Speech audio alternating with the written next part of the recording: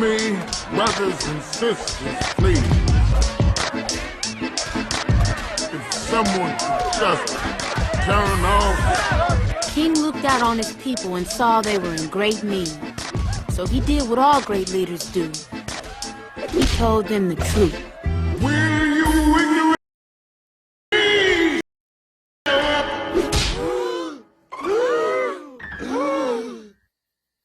I heard of a trend on TikTok recently that is quite clever and nefarious. Another lie of the devil, to lure as many sheep away from Christ.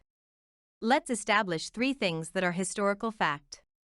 Christians helped in the abolitionist movement, so stop pointing fingers at them for helping. Stop playing victim as the Ottomans and African royals helped galvanize the transatlantic slave trade by accepting it and using citizens to fuel agricultural trade between them and Europeans. No, I don't care how you want things to be, that's just historical fact.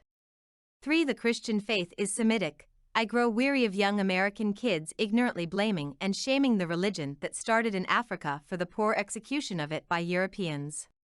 That's just as fact. You all are attacking something you honestly have very little knowledge of.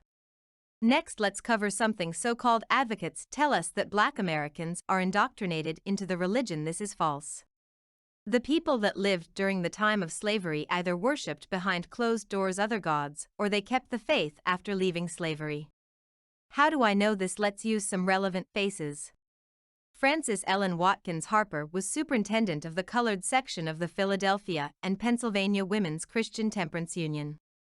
Next, Leonard Andrew Grimes was of the Baptist faith. Let's see who's next. Harriet Tubman was in fact a Christian. Next, Solomon Northup. No, 12 years a slave was not just a Christian but made it very known. Weird again, because the people thanked God after finding their freedom or their way through a racist system.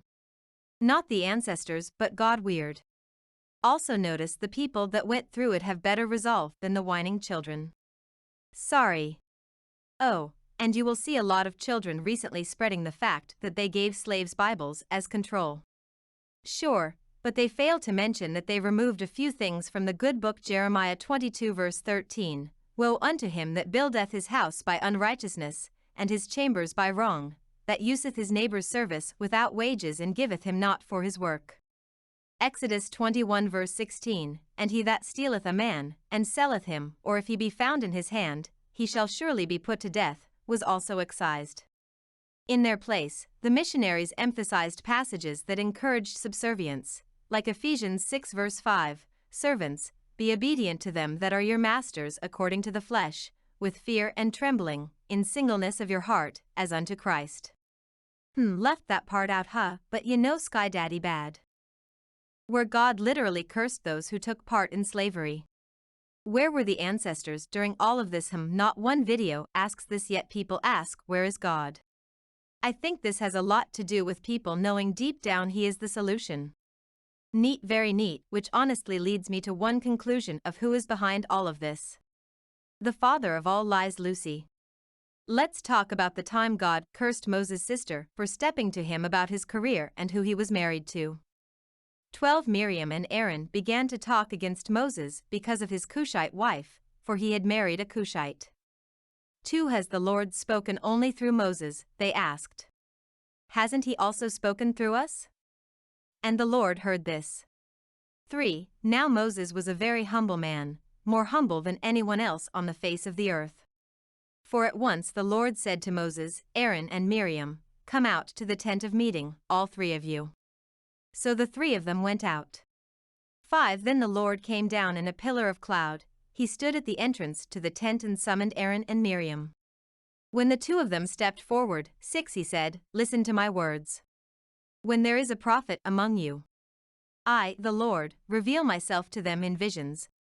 I speak to them in dreams. 7 But this is not true of my servant Moses. He is faithful in all my house.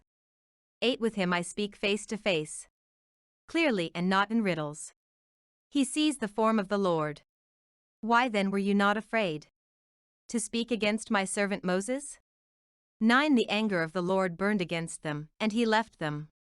10 When the cloud lifted from above the tent, Miriam's skin was leprous, it became as white as snow.